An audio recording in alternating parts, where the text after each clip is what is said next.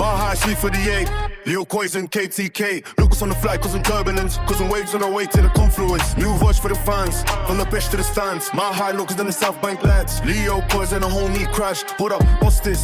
A raft on the water to the confluence. Yeah. It's chance, I'm bound up, rounds, I love that. Head to the wars, if it's this, you're off the C38. This time is now. Locals on the jump to hold it down. Like the stream and do 5 stars. The mile high Hotspur and crash the car.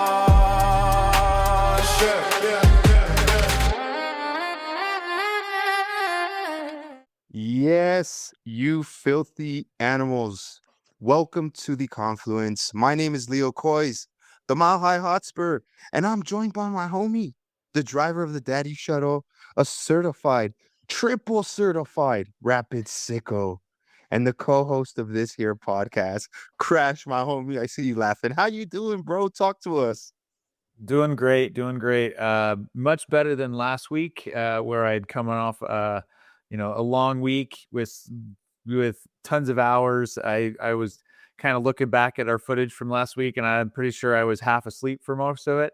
But I am rested. I'm back. I'm feeling much more fresh. Except it was a little chilly today. That was the only thing I could say. I was surprised by that, being out on the fields with my kiddos. And but you know what? Back in the nice warm house, just enjoying the lovely spring day. Finally, we get a real spring, not a summer, in Colorado. So it's been a great day. How about you? Yeah, homie, I feel the same way. Today was a brisk morning to start off, a wet day, a proper wet day today. And homie, like I was just looking, it's still like 45 degrees. We're almost at 9 p.m. on this Wednesday.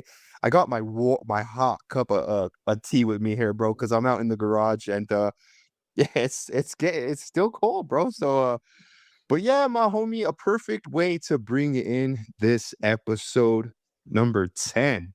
Crash, we are doing it. We're in the double figures now.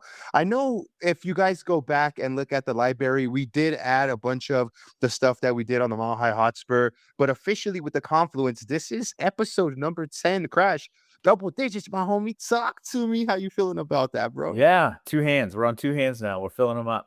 Let's go. Yeah, no, it's great, man. I'm excited. It's been a very enjoyable experience for me. And excited to lock down 10 more. So it's been fun and glad to keep it going. And I hope everybody out there is enjoying it as well. I know we're getting more and more likes and subscribes and follows and comments and things. And I'm doing my best. I know we're doing our best to post and kind of get things out there. But for those who are just following along on YouTube or Spotify or Apple or wherever you listen to us, we appreciate it, and thank you for hanging out with us for 10 episodes so far. And we hope to keep going with more, and we hope you keep continuing to listen. So thanks again.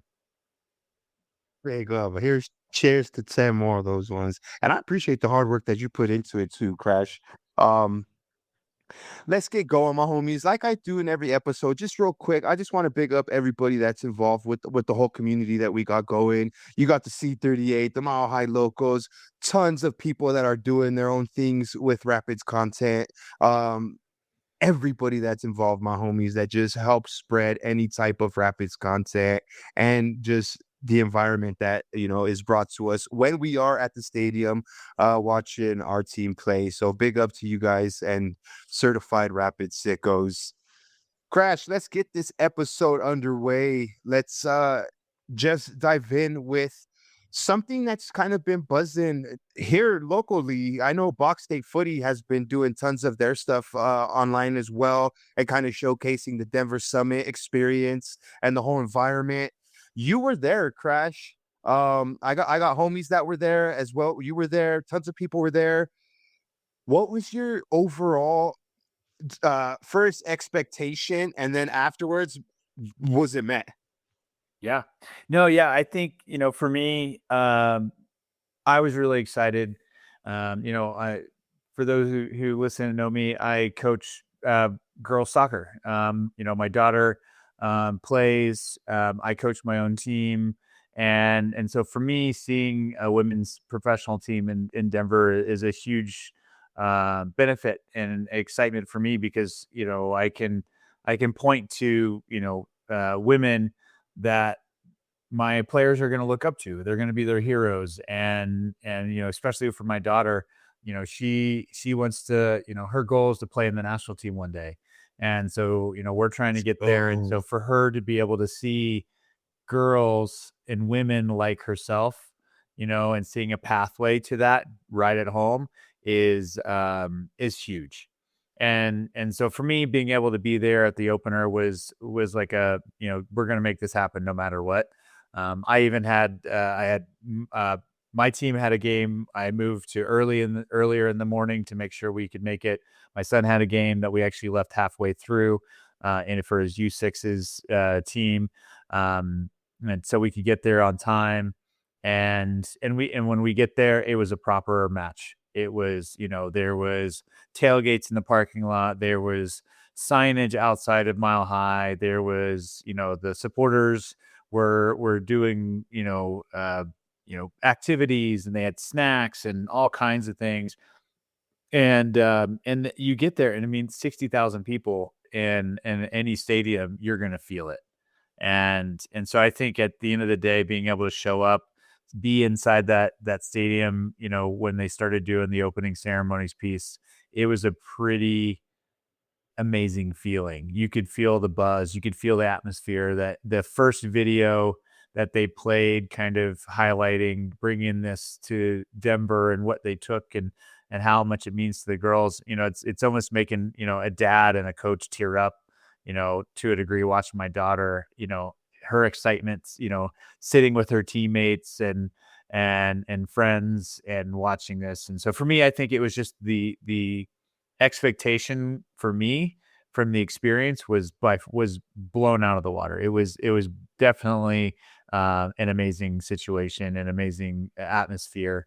The fans were in it. The crowd was massive. They did a proper intro, just like, if you've ever been to a Broncos game, they did all the excitement that you would get at that high level as well.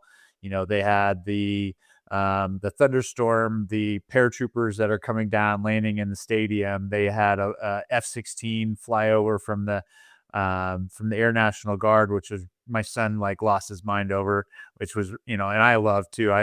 Anything with military planes, since I was a kid, it's been the coolest thing. So seeing that flyover was really cool. Um, and then just the atmosphere, seeing the women's team, walk out, and the girls just in awe of them, screaming and excited. I put myself in the position of the players walking out as a dad, saying, if that was my daughter walking out to 63,000 people, excited and screaming, like I was getting goosebumps for them. And so I think just overall, it was an amazing event. It was an amazing atmosphere.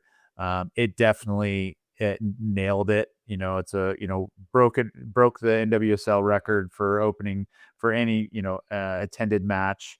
You got to see Trinity Rodman play, which is another cool thing. So for girls looking up to players that they know, they're seeing a national team star play as well, alongside the Denver Summit team, as on the other side.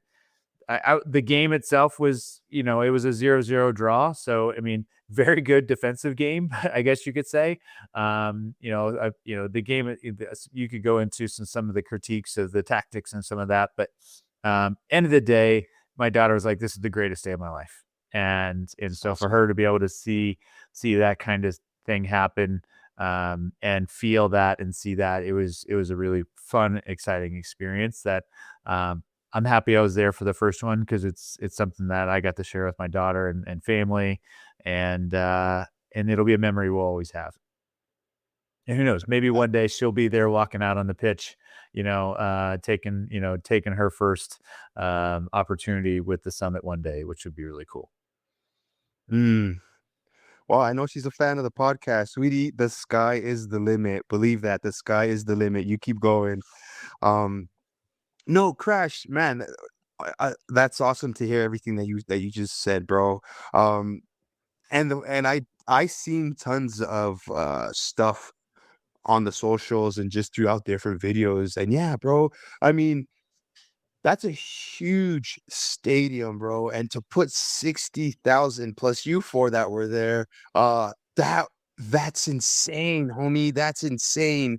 And just I'm even gonna like put it in full spectrum. Being a Denver native, I remember seeing the Avalanche come into town, which was at that point, hockey was not really that big, but we became a Stanley Cup winning team right away. Mhm. Even before that, I'll go back. I remember the Rockies coming to town. I remember when the Nuggets switched from McNichols Arena to Pepsi Center, like all these things as a Denver native just, solidify more and more how I feel about my city being a sports city. You know what I mean? Being a Mhm. championship city too. We have teams that have won trophies and teams that will continue to win trophies.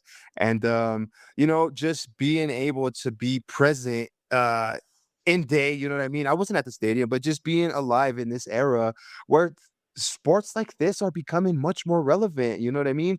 WNBA has been around for a long time, but even now is gaining much more attention. You know what I mean? Mhm. The women's game is gaining massive attention and massive popularity, bro.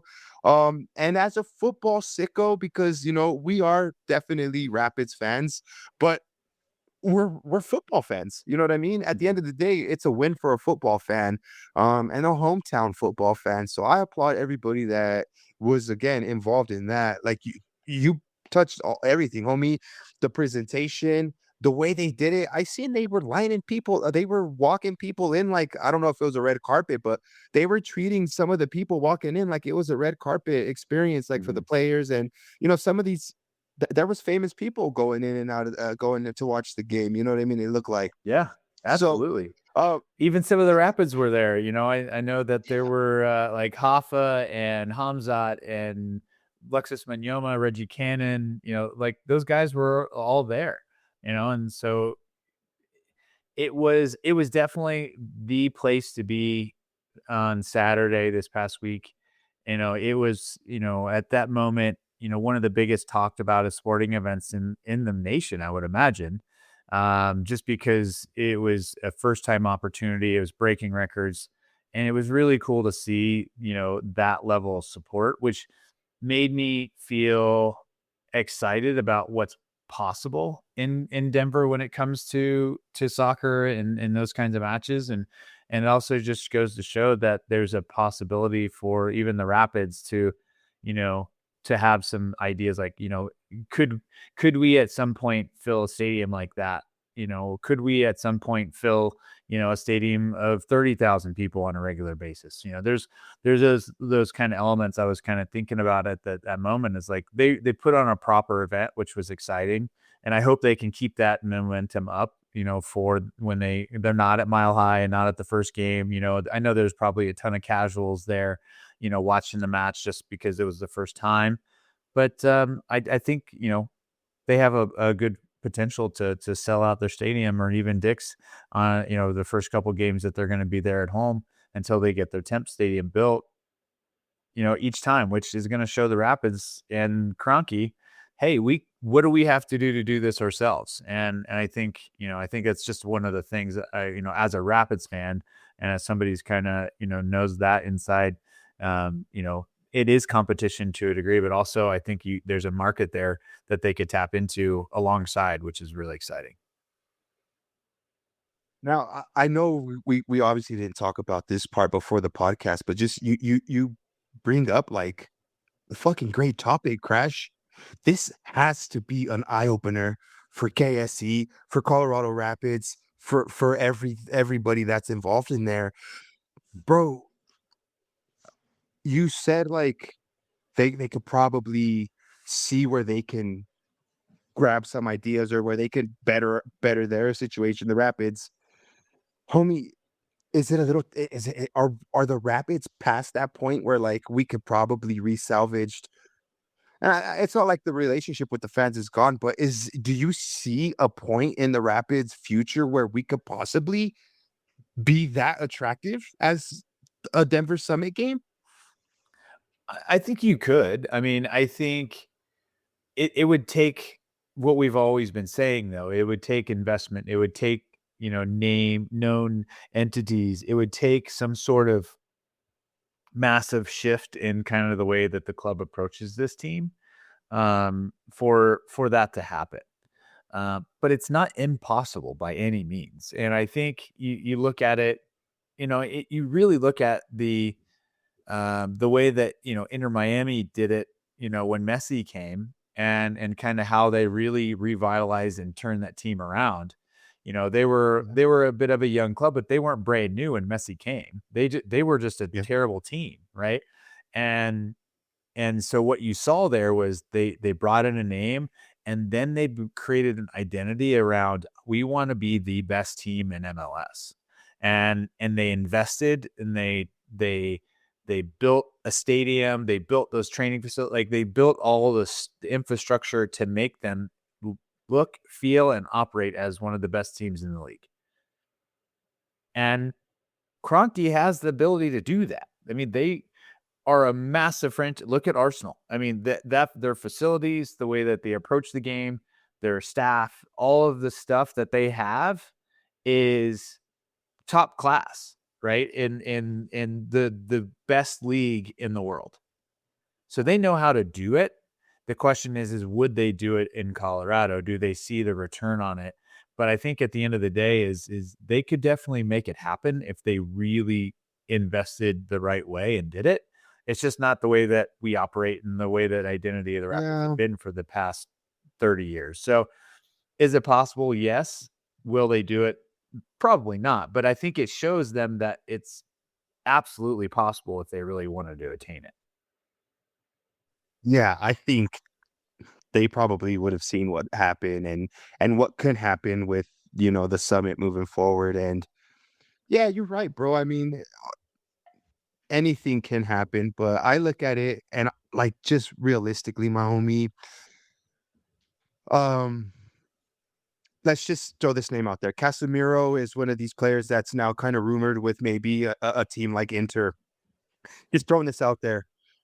What if we were to add on maybe a little bit more for his wage?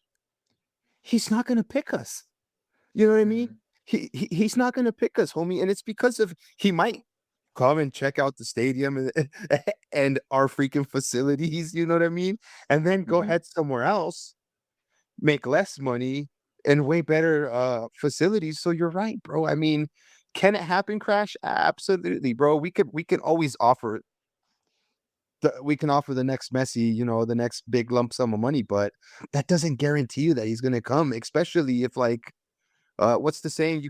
I hate to say this because I'm a Rapids fan, but you can always polish a turd, but it's still gonna be a turd. And I'm not saying we're a Mhm. turd, but just using that analogy, you know what I mean? Yeah, for The sure. Rapids and the front office, I mean, like the owners have got to really be looking themselves in the mirror right now and seeing like, damn, did we just fucking how could we have gotten to that point? I'm saying because how new is Denver Summit, homie? How new is Denver Summit? When's the last time the Pids put 60 plus in a stadium? Yeah. Well, it's a good point because I mean, we're going to have a direct comparison here in a couple weeks, and Absolutely. we've got Inter Miami coming to Mile High, and so you're going to see, I mean, the goat, the one of the best players that's ever lived, playing, like, hopefully playing at Mile High, right? There's no guarantees there, but I would imagine that he's going to step the field as long as he doesn't have an injury. But there's going to be a direct comparison. How many tickets did you sell? Just you know, most of those people aren't going to be Rapids fans, right? We already know that. We know that the majority of the people there, if there's 40,000 people, are going to be there to see Messi, which is fine. It's part of the game, right? Yep. But at the other side of that is, can you capture any of those players or any of those eyes, any of those people who love soccer, or even interested in soccer, it's entirely plausible for that to happen, right? There's so many kids in this state, in the Denver metro area, that play soccer. There's no reason why we can't fill Dick's every single game. It's not that big of a place, and Denver's a big stadium or a big city, right? So I think it just goes to show it's the product, it's the players, it's the lack of investment over the years that has turned people away. And it's we could definitely turn it around. And I'm not saying that it's not impossible, but it's definitely possible. If we had a 20,000 person stadium, we could fill it every game. I mean, look at the national team games that come in. They always get filled, and those kinds of elements. So i- it'll be interesting to see really how the Mile High looks for that Inter Miami game coming up. And does the Summit, which I would imagine is going to dwarf what that attendance looks like, to be honest. Well, it's, I mean, one of the glaring obviouses for me is it's technically going to be a Colorado Rapids versus Inter Miami game, Colorado home match, but we're going to see tons of, and I'm not hating. We're gonna see tons of Barcelona Yeah. jerseys, tons of Inter pink jerseys. And yeah, it is what it is. I mean, look, even my daughter, you know what I mean? Mhm. She wants to go and she wants to wear her Messi. And I said, well, look, sweetie, if you're gonna go with me where we're at, they're not gonna let you wear they're not gonna let you wear the pink. You know what I mean? Yeah, And yeah, so like yeah, yeah, I am dealing with that here at home. You know what I mean? Like yeah, for it's sure. Messi mania. And no, but look, by all means, Colorado Rapids, grab your bag, get your money at that game. Honestly, I mean, for me, maximize your stroke and get as much as you can out of it. Yeah. Because who knows if we're gonna have this type of opportunity again. At first, Crash, I was kind of, you know, I was a bit upset, or not upset, but just confused, or like, why would they do that? But like, it does make sense, my homie. Like, it would be dumb of the Rapids to not have that game there, bro. You know what I mean? Like, Absolutely. regardless of how the stands are gonna look or how the game is gonna play out, at the end of the day, man, those cash registers are gonna be Kachingin, you know what I mean? So Mhm. at the end of the day, my homie, even me being a Tottenham fan, I don't want Arsenal to get any more money, but you know what I mean? If that means we're gonna sell out that stadium Yeah. and somehow it trickles down to the Rapids, I'm all for it, my homies. But test uh, is going to be that game right there, and just how Yeah. much footballing city is it for the Rapids or for Mhm. just Messi in general, my homie. Yeah. Um, Well, it's but just about just oh, go ahead. I wanted to ask you, bro, before we move on from the summit match. I know we Mhm. kind of did a little Oh, yeah. bit, but I asked, was it did it were your expectations met, homie, or were they blown away? Oh, my expectations were blown away. I mean, it was by far a much better experience than I imagined, to be honest. They did it proper. They did it really well. They tried. They and it's kind of funny because I was like curious about, like, I go to every Rapids home match that I possibly can attend if I'm in town. If I'm here, I'm there, right? And so we have our traditions that we do. The silly things like booing the left back, and we clap for the corner. So I'm like, oh, okay, like what are we gonna do? Holding the scarves up at the when the players walk out. And so Mhm. for me, it's like, oh, what do I do? I'm not at a Rapids game, so I'm not holding up my scarf, and I'm not doing those things. Which I will say, Denver Summit, for the first scarf that you gave out to your members, it's pretty epic. It's a really nice one. And so props to you for doing the first one for supporters, right? I do really like that one. But that being said, I was like, what are they going to do? One thing that they do share is we clap for corners, which I really like, because I do think bringing that energy during a corner. The supporters started clapping for just like we do at the Rapids matches. So there is one carryover, which I thought was great, and so I was happy that there was some sort of connection there that did make sense, and it brings a lot. And 60,000 people clapping for a corner, it brings a lot of energy. So it was cool, and I really think the experience is just going to keep getting better, as their you know songs and chants and those kinds of things kind of get figured out and people understand them more. So the supporter section is, it wasn't a Rapids supporter section. um it wasn't as rowdy, I don't think, as the our supporter sections gets. We didn't have the music and the band that the culeros and things like that playing on the drums and those kinds of things, but it was good. It was a really good atmosphere. So I was really happy to see everybody, really show up. Nice, man. Yeah. Well, I'm gonna ask you this same question in a couple of weeks' time when we have our podcast after that Inter Miami game, and I hope we're talking about the same type of stuff, man. I would love Mhm. to go to that game crash and just see at least our atmosphere ish transfer over there. You Yeah. know what I mean? As much as we can, because it's gonna be like you just said. Huge, bigger space, you know what I mean? Tons more people fit in there. And if we could get everybody on side clapping on those corner kicks as well. Man, I'm excited for that one, Crash.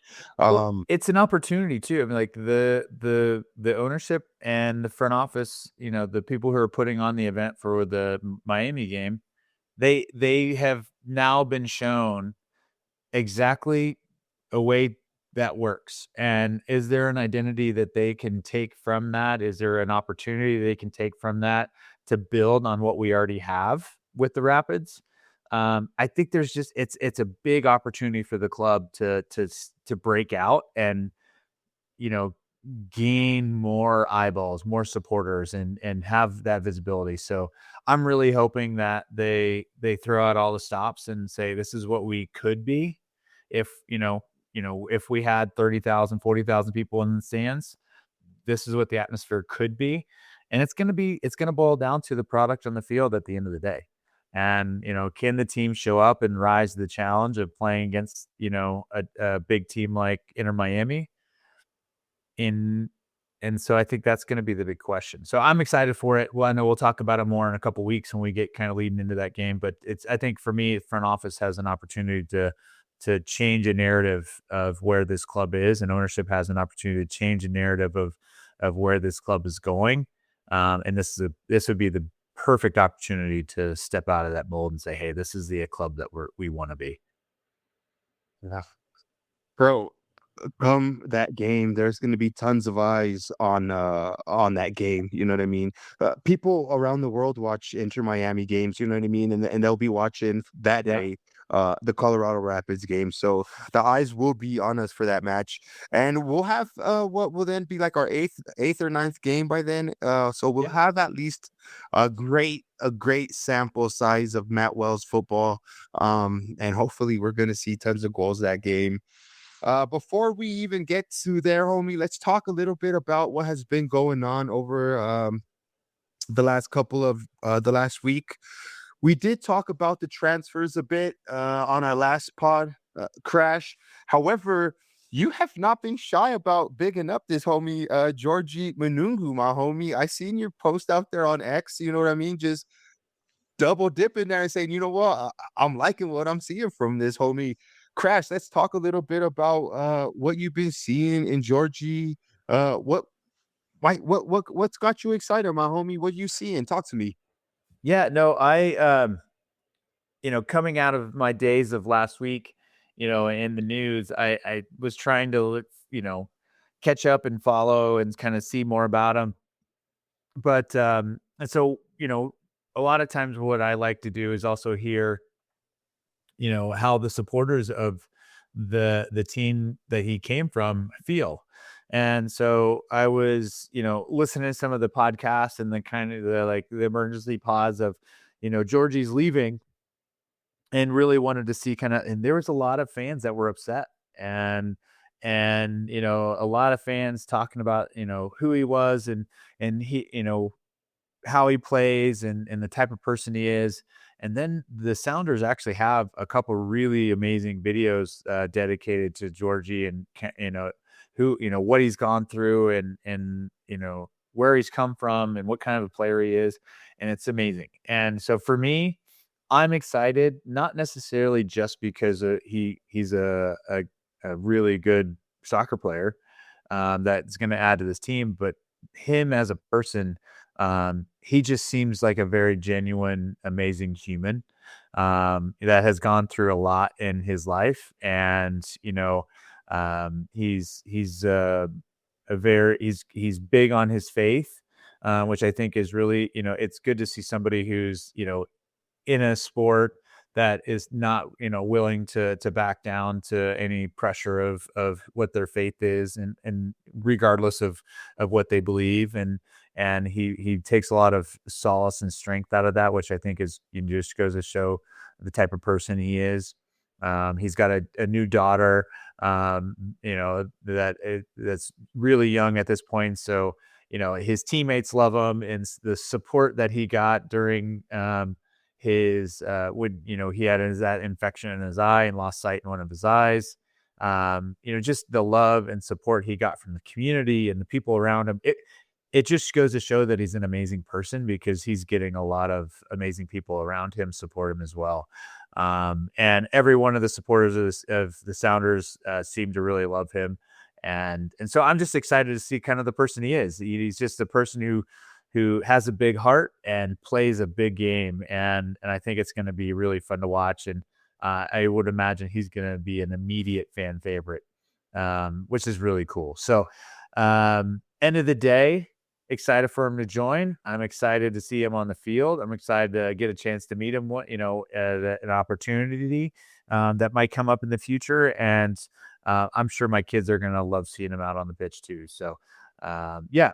So for me, if you get a chance, watch anybody who's listening, go out there, watch some of the videos that are out there, watch some of the interviews that he's been a part of, get to know him a little bit, because I think we're going to be, seeing a player that's going to be really take to this fan base, and we can show him the same love here that he's gotten in the past, and make him really love being here as well. Because I'm sure the transition is tough, right? He's coming from a place that he's not he was really familiar and comfortable with, and had a good following and friendship in Seattle, and now he's here kind of on his own. So let's make sure we show him some love, make him feel welcome, and make him happy that he's here with the Rapids.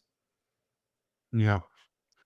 Man, I'm checking him out on Transfer Market, and yeah, so he could play. He's pretty versatile. Let's say in his main position, like you said, would be playing right there as the right winger, but can also do a job at center forward and left winger. Something that a lot of these, nowadays, and Matt Wells has kind of said this himself. He considers himself, obviously has that European football tactic, European style setup. And one thing that a lot of these systems definitely require is versatility. You've heard Matt Wells even address it that he's gonna want his left backs to his fullbacks to be able to slip into the center defensive mid position, and vice versa, right? Versatility, my homie, all across the back line there. We're gonna want these players that could play on either side, and up on top as well. We're gonna want and need these players that could play all across the board there. You see, he's another player that could do that. We're seeing not Georgi Mihailovic. Why am I saying Darren Yappy, who can play along the front there as well.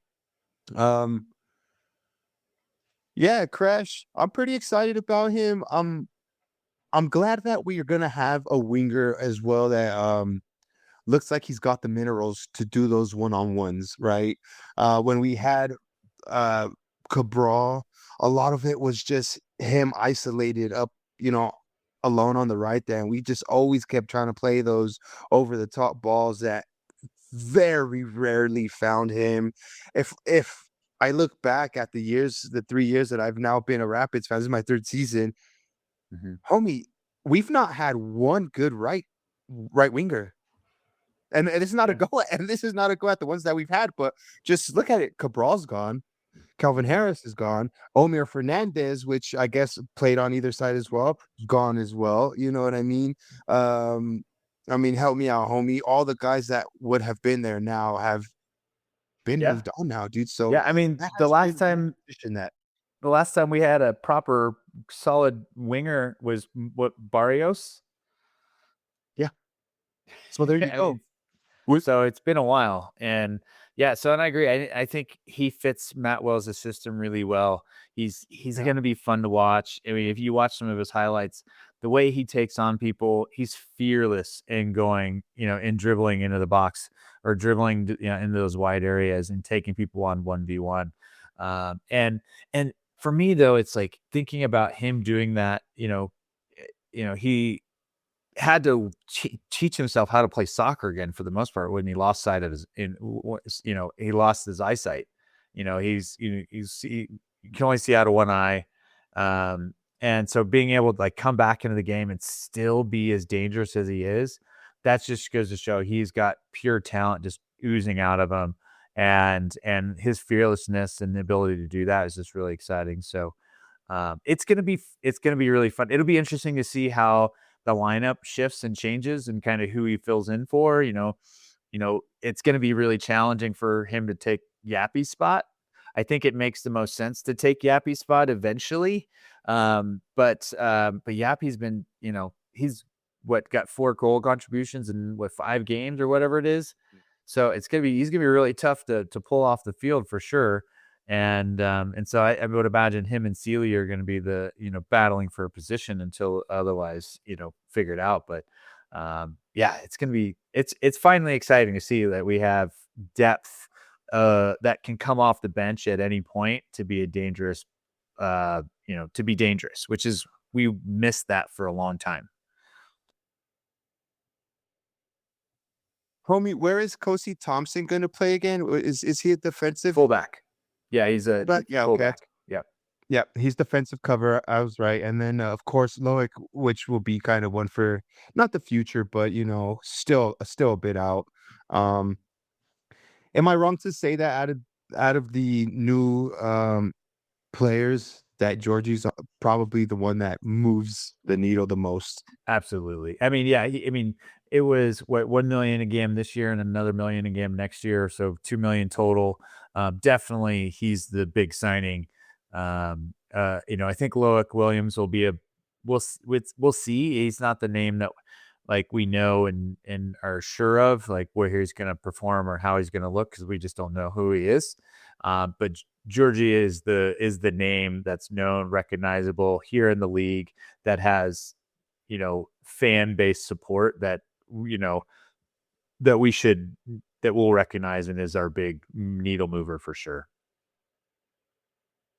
Yeah. No, Crash, did you want to touch on anything else about the short transfer, the little bit of Yeah. transfer news there? Well, I mean, I was just excited that the team, actually made the moves that they were saying that they're going to move. And so, I think we were all in the expectation. We're getting down to the kind of end of the window, and we're like, this is probably it. This is probably the team that we're going to roll into until the summer with.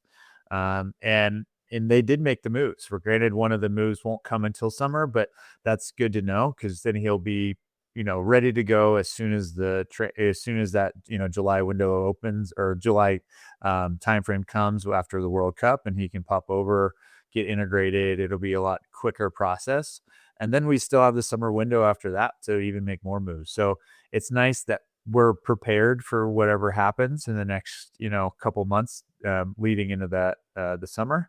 Yeah, I think Kosi Thompson, as we start looking more into it, we get a little more concerned that Reggie has a bit of a bigger injury, but so we've got some good solid fullbacks. I think, you see in Jackson Travis playing at right back to fill that spot while Navarro was on the left, I think is really good. We still have Keegan, who, is a monster and will always fill a role on any team he's on, which is really good.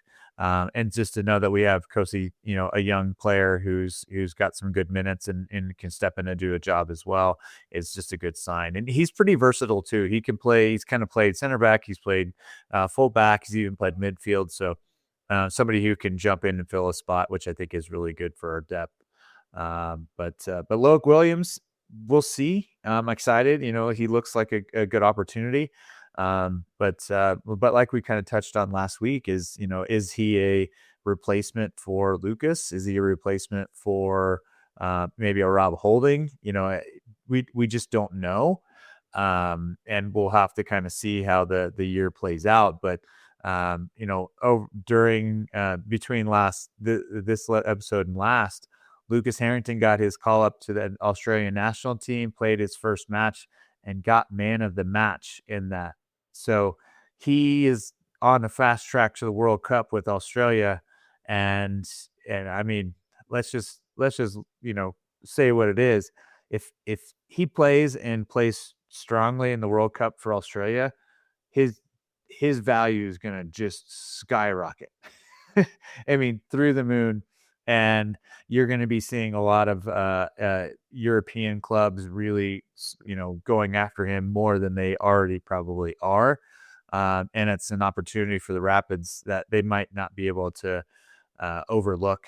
And I mean, what Bombito was, 7 million, and one of the biggest center back transfers in the league. I mean, there's a good chance that if Lucas keeps balling out and is the guy for all, He's double figures. He's going to be looking at 10, 15 million without a question, which is pretty fascinating to think that they were able to get a player like that on the Rapids before he blew up. So we'll see. I don't know. Maybe not. Maybe 6 for the Rapids, and he just balls out for us, and he likes it here. That'd be freaking fantastic. Let's go. Right? Oh yeah, yeah. Hey, bro, stranger things in football have definitely happened. By all means.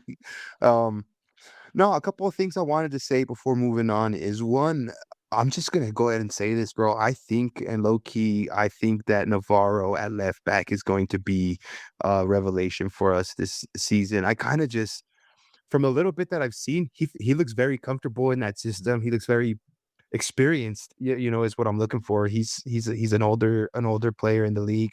You know what I mean? Yeah. He's definitely, and this is no knock on Jackson Travis. I'm a huge fan of him, but when you have a player like Navarro with the experience, with the seat time, you know what I mean, with the minerals about him, he's always going to get the nod. And I just, that link up play that I kind of been seeing with Paxton and him in the last game, and just everything with just the way the team has been kind of somewhat clicking, you know what I mean? I think he's going to be key for us, my homie, moving forward. I'm excited about like you said, the depth. One thing, that happens a lot on YouTube and like on social medias, and after the transfer windows, you get like the ratings. What would you give this window rating for the Rapids? Just overall, bro. Just and let me just kind of, I guess, give you some guidelines. Just overall targets that we got. The way it went about, now the depth, players going out. I'm if I give us a rating, especially when you compare it to the rest of the league, I'm still not going to rate it as like a massive win, right? I think Lucas Harrington, granted I think technically was in the last window or last year.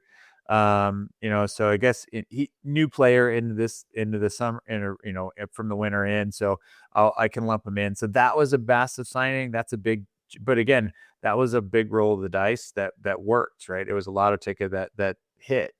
But the rest of the signings, man, I don't know. I think they've made some good moves, but I think the way that I look at it is the moves that they've made are working.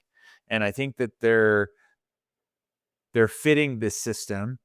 I think these are Matt Wells moves, though, and I think that's the key of it. Is the front office and has been getting players that they want, that they think are going to hit, or they think, but challenge of that was that they never had enough connection to the way that we played to be solid.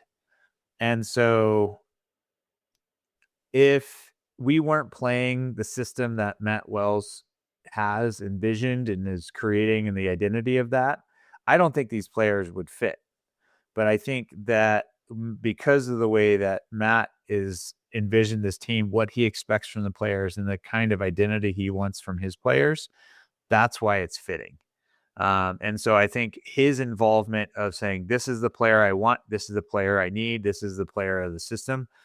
So I'm going to rate the window as a, overall positive because of that. And I think we're in a good place, but I still think we're lacking the key players like you're seeing across the board that would make it a top of the league kind of window. So I think we're still middle of the table. I think we're still middle of the, run kind of a window. I think it was an overall positive window. But yeah, I'm not going to rate it higher than, some of the others that you've seen made some big swings and, definitely have some, higher upside with, the caliber of player that they brought in. Yeah. I think one of the things that really helps in this case for us is just we got rid of it, and it's gonna sound harsh, but it's a term that's kind of thrown around a lot of deadwood, in my opinion. You know what I Yeah. mean? A, No, a lot of shit that we needed to move on. And when you do that, that also for me was part of the positives. You know what I mean? We had to make some moves, and some may even say some sacrifices in order to kind of take the next step forward. You know what I mean? And in yeah. doing so, we opened the door to possibly get in some of these other players. And so I would, and you said something key, bro. I would hope these players are Matt Wells signings. You know what I mean? Yeah, It's about absolutely. that time they're doing that. You know what I mean? Because you're right. We've kind of just been getting players. The front board, the front office has been bringing in the players that they see fit. And you know how how dope would it be now to see that all aspects of that part are kind of clicking now, where it's like, hey, who would you want? You know what I mean? And I guess Mhm. that's kind of now Crash, a lot of teams are using like that data-driven shit, you know what I mean? Where like Yeah, they have for sure. these specialists that can tell you, "Hey man, we've got this list narrowed down to, 10 players that all have passed like this 30-point bulletin criteria checkpoint," you know what I mean? And yeah, but look, as a guy who always has to do things according to a plan. When you're in the field, they never go according to the plan. Right. So they have to keep that they have to keep that in mind when they're Absolutely. playing that And when they're doing that. the only other thing I was gonna I thought of that also makes this window not just a home run to me is we end the window with 2 U22 slots completely open, right? Mm. So, the way that the roster is built and the way that the league works, we're in a system that's a 2 DP, which is Hoffa and Paxton, and then 2 or 4 U22s, in that configuration. Right now, we have KDP and Alexis Manyoma, who's on loan until the summer, in those slots. So not having those filled is a big miss for me, because you could be taking a flyer or an opportunity on a young kid and to increase this squad if you were more proactive. And I would imagine that we're going to see a shift and change coming in the summer window. I mean, obviously that's when, the international window is much more positive for, transfers. The European leagues and the majority of leagues in the world will be, off season at that point. It's not mid season. So maybe there's more opportunity or more availability to utilize those slots, but I still think it's a bit of a miss. We would want to get those filled. We need that support, and ideally, we're going to want those to be difference makers, right? I think Alexis Manyoma has shown he's a good player, but not like a great player, in my opinion. I Yeah. think, Yeah. he's got some good skills and good quality, but I just haven't seen him make, outside of his goal and a couple good moments to really make a difference. And then same thing with KDP. I still think he's a great player. And like last year, I was a big proponent of his, and I still am. I think he can play a role, but he's not even getting minutes right now, which is unfortunate for him. So again, we've got two U22 slots that we're underutilizing to a degree, and then two additional slots that aren't even being used at all. And so I think it shows that we have a lot of opportunity, but it's also a big miss.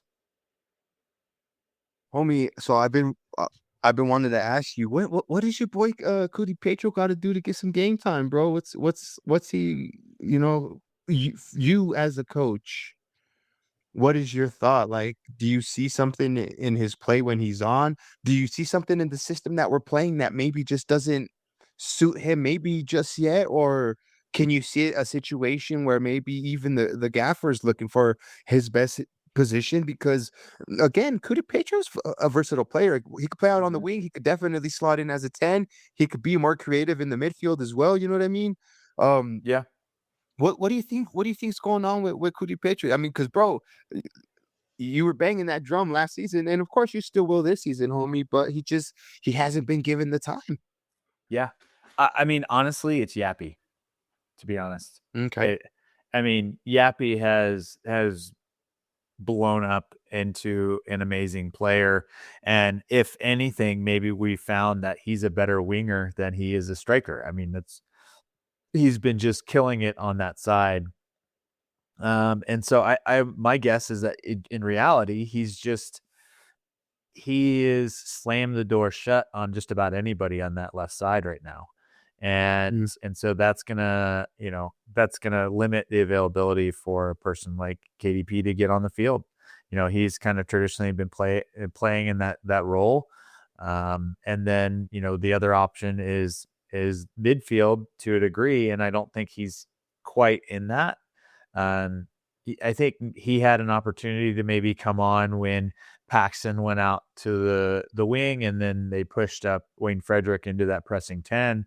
I think Yeah. KDP also could play that role really, really well, but at the same time, they didn't need to make a sub to make that shift happen, right? And so they were able to make some other adjustments. So we'll see. I don't think his number is quite up yet. I think he needs to be able to break out, but he's got a lot of competition to move forward, and I don't think he's quite gotten the ear of the gaffer yet, to show that he's what I don't know why or what it is, but it's definitely a different environment than it was last year. And I think that transition is tough, and so I will say it's great to have depth like him to be able to pull from.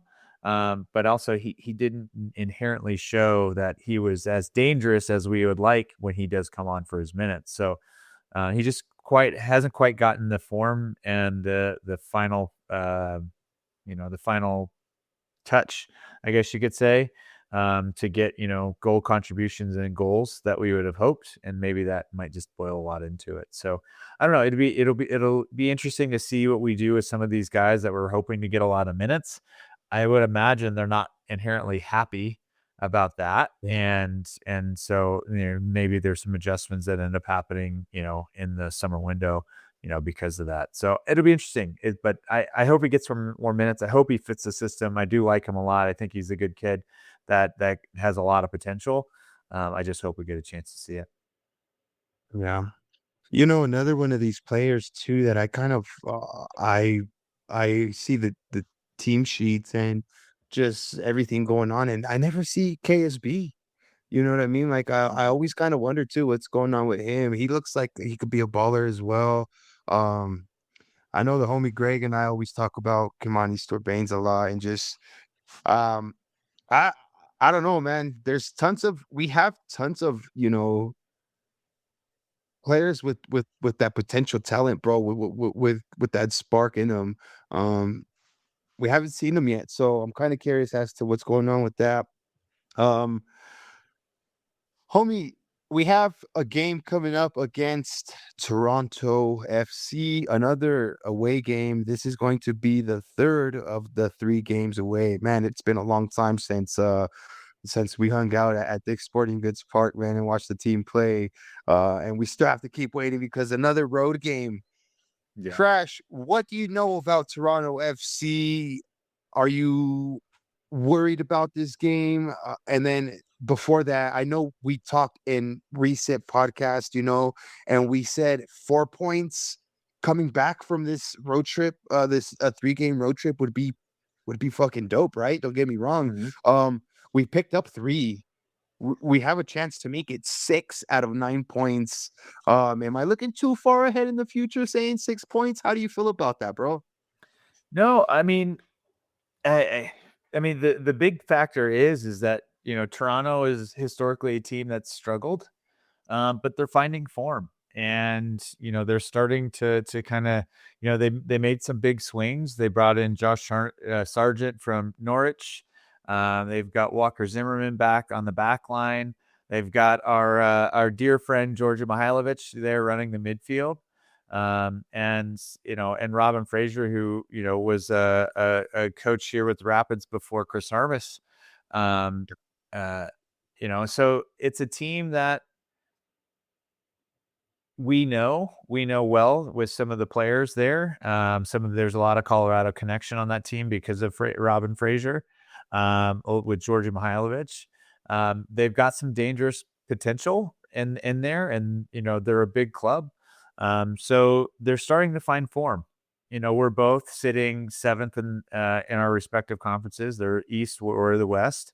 It's a team that we don't play regularly. So it'll be interesting to see. We have to travel to Toronto, so it's an international travel that could cause a bit of a challenge, just in general, for that. So it's not going to be an easy game. I don't think. I think it's going to be tough. And as we've talked about in the past, right? Georgie is a person who seems to thrive in day games, and this one's a day game too. And so we'll see how it turns out. But Georgie is going to be the key factor and the person that I'm going to be watching. It'll be interesting. Has Toronto continued to progress and get better as a team? And can they really stand up to the identity and the type of play that Matt Wells is bringing? I think it's going to be an interesting match. I think this is going to be a key match for us to have as a frame of reference, right? I think you look at the past 5 games, we played 2 games away to really good teams with Seattle and New York. We played 3 teams at home and 1 away of teams that aren't that great, right? Portland is not playing their best ball. They're struggling this year so far. We played LA Galaxy, where they got a red card and lost 2 of their best players, and they're a team that have struggled. And we played SKC again, another team that's struggling. So we beat them, which is great. We beat them handedly, which is great. This is going to be a team that we're going to need to play against. And I think if we're able to get 3 points out of this, which I think it's entirely possible, the way we're playing, that's going to be a big sign to say, hey, we're stepping into the identity of the team that we want to be. We're hard to beat. And we actually, should be respected, at the top of the table. So it'd be interesting. But I also could see this as a team that we might struggle against if we get in behind or in a bad way. So it'll be a match that definitely tests this team and their identity, I think, at the end of the day. Yeah, that's a huge. That's a long away game. You know what I mean? All the way to Toronto, homie. You said day game, so I checked it out, bro. Is it an 11 a.m. kickoff for us, Crash? Yeah, early game for us. Yeah, it's a 1 p.m. East Coast time, and so it'll be 11 a.m. for us here in the mountain. Yeah, well, that's a weird kickoff time. Yeah, you're right, bro. They're sitting 7th in the Eastern Conference. They have 2 wins, 1 draw, 2 losses. Um, Kosi will be if he was to play, would be going up against his ex-team in Toronto, Yeah, right and, away. Quick turnaround. yeah, one thing I will say, though, is, you did mention how Toronto kinda has these Rapids ties, and even so with Georgi Mihailovic, but these guys are gonna come up against a complete different Colorado side than either or any of them, were used to or last remembered, because the vibes, the attitude, the determination, just everything seems to have kind of turned a page, and it kind of seems to have turned a page ever since Georgie left. Like, Mhm. just that blunt choice to get rid of him, you know what I mean? Or not to get rid of him, but to just do with him what they did, how that all went down. And even Yep. so, like with Chris Armas, the way they handled Chris Armas' situation, you know what I mean? Like, that Yeah. Georgie move kind of set the tone to where we are today, you know what I mean? And it kind of helped propel that with the money that we got. And it helped us get, we right away then turned around and got Paxton Aronson, you know what I mean? Who the Mhm. season hopefully will start to click into new gears. Crash, what are you most looking forward to in this game? Against Toronto, are you gonna see you more looking forward to seeing Matt Wells? Are we gonna implement more of that system? Are we gonna be attacking, attacking, attacking? Just your coach's mindset, your coach's point of view. How are you going to be approaching this game this weekend, homie? Yeah, I mean, for me, it'll be interesting to see, what the starting lineup is. Coming out of the international break, we've had time for the team to get in the form and have, a little bit of rest and prepare. So I think it'll be interesting to see who won the spots, because as Matt has always said that they're always up for grabs and everybody's battling for them. So it'll be interesting to see, who he settles on for this one. The other side of it too is I think it'll be interesting. My biggest will be Paxton, and Paxton coming off of his first ever career brace, and a really amazing game from him. And can he follow that up? And so I think for me is can he take that momentum? Can he now is he finally getting comfortable with the system and the team and how it's integrating? Can he keep doing Paxton things and elements there? So it'll be interesting. And then the outside of that is kind of just adding to that a bit more is can our attacking players continue doing what they're doing at the same time? Um, so that'll be interesting for me. I think the other big factor is Lucas Harrington is coming back from Australia after the Yeah. international window. That's a long haul. That's a lot of miles. That's a lot of hours change, like time change differences.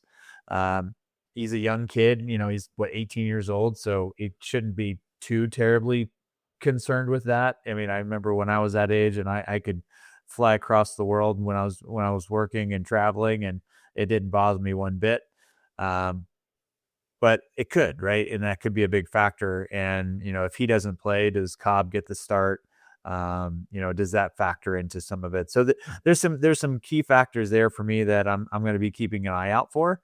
But I think for the most part, it's going to be can we follow up, the performance we had in SKC with another solid performance and get some consistency. Yeah. Homie, I think I definitely am gonna keep an eye out on Hoffa this game. Like I said, I see things in him that I that excite me, and the more time he spends with Matt Wells and just soaking up as much as that system that he can, I think we're just gonna see players like him flourish. And um, Hoffa's key to a lot of what we do. Even Mhm. the last Absolutely. game, that back heel that he did to Yappy. Um, sure, Yappy had a lot to do to kind of get in there and then lay it off to Paxton or whatever. But a lot of a lot of our play and a lot of our pressing as well runs through Rafa. Yeah. So if Rafa's on it on the day, my homies, then I think that's gonna help everything just click because he's not afraid to drop back into as deep as he needs to help build up the play as well. And it's good that we're having these other players in and around him that are gonna be there to finish the ball off, even if he's not there. But like I said, the more time he spends in this Matwell system is only gonna better his gameplay because even last week we seen the game, we seen the play where he laid the ball off, man, cross field, and just darted to the back post and got himself a goal. So more stuff like that, my homies, is definitely on the agenda. And away games are hard to crash. If we could come Yeah. away from there with the point, I'll bite your arm off, my homie. You know what I mean? That's 4 points that we asked for. Yeah, no, those are the 4 points that I asked for at least on this tough 3 games in a row, homie, on the road. That's tough, dude. Yeah. So if we could walk away with the point, I'll be more than happy, homie. Yeah. No, I think so too. I think it'll be interesting, but the identity of the team is going to start coming into focus here, and I think that's the big takeaway. Can we, we've been solid, we've been pretty solid defensively.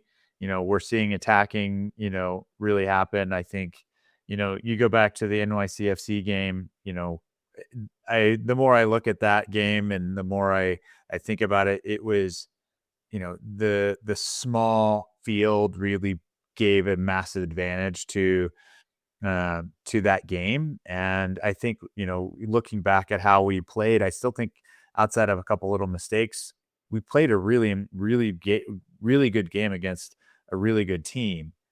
And we've been really dominating teams that aren't good. And so I think, our identity is really coming to fruition. I think we're starting to get the consistency that we're hoping for. And again, this is going to be it, and a good opportunity for us to prove we're a team that needs to be respected. Yeah.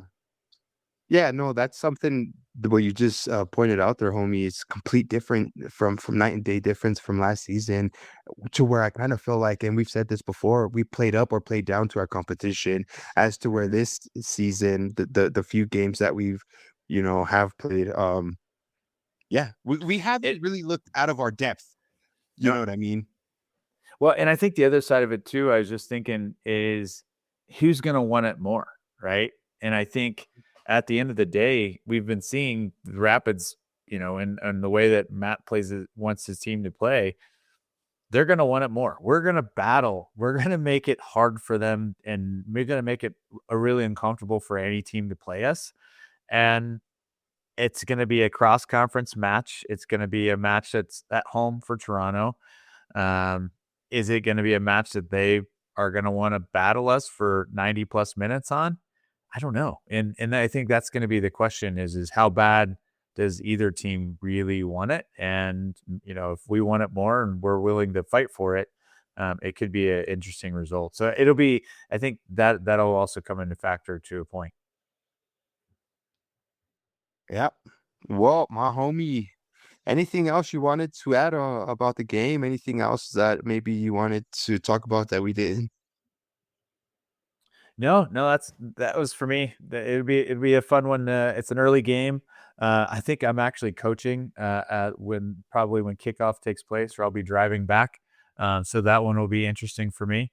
Or I think maybe I'm coaching my son at that point. So I will be on a field, most likely at the start of this match, but I will be quickly jumping on Apple TV on my drive home to catch into it. It'll be a fun one. It's exciting midday game. That means that we can watch the game and then enjoy the rest of our day. And then hopefully it's a Awesome. hope, hopefully it's a win and a nice day. And we can all just have smiles and just enjoy the rest of the games the later that day, or just hang out and have a cocktail or a drink or a nice cool beverage on a warm day, because I'm hoping we get some sun back this weekend. That's funny. You say you can watch the Rapids game still in the morning, you know what I mean? Get the game done. Hopefully it's a W, and then you have the rest of your day to go about your business. You know what's You know what sucks, bro, was waking up at 4:30 to march my ass down to the pub here to watch the Spurs game at 5:30 to watch my team freaking lose, and then I gotta ride out the whole weekend. So thank goodness there's none of Well, that you've for me got a this new weekend, my coach. homies. So let's see, maybe you get Yeah. a new coach bump. Yeah, well, that's the last act of a desperate man, let me tell you that. The owners of Tottenham definitely are desperate right now, throwing money out to De Zerbi. But look, man, De Zerbi's a good coach, and Matt Wells has been kind of likened to the prime De Zerbi. So let's see if we can make that Right. happen here closer to home. My homies, if you made it this far, first of all, I want to say we appreciate you. Thank you very much. You are by now certified on this 10th episode. Crash and I certify you as a sicko. So there you go. You made it this far. You are now a certified sicko. Look, my homies, if you're checking this out on podcast, make sure you give us the 5-star ratings. We definitely appreciate it. If for some reason you haven't found us over at our social media on Instagram, we are at the Confluence Pod. That's on X, all those things. We're probably on it, and yeah, definitely appreciate it. Thanks for 10 shows, my homies, and here's 10 more.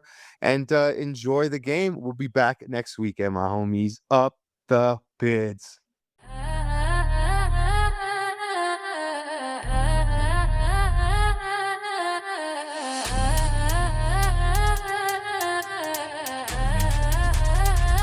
Yeah. My heart, C38, Lil Coys and KTK. Locals on the flat causing turbulence, causing waves on our way to the confluence. New voice for the fans, from the pitch to the stands. My heart, locals in the South Bank lads. Leo Coys and the whole knee crash. Hold up, what's this? A raft on the water to the confluence. Yeah, it's chance, unbind to runs and laughter. Head to the waters if it's piss, you're after. C38, the time is now. Locals on the drums to hold it down. Like the stream and 2 5 stars. The mile high hot spur and crash the car. My high C38. Lil Coys and KTK. Locals on the flight causing turbulence, causing waves on our way to the confluence. New voice for the fans, from the pitch to the stands. My high locals than the South Bank lads. Leo Coys and a whole knee crash. Hold up, what's this? A raft on the water to the confluence. Yeah. It's chance, unbound, runs, I love the head to the wars. If it's piss, you're off the C38. This time is now. Locals on the drum to hold it down. Like the stream and do 5 stars. The mile high hot spur and crash the car. Yeah.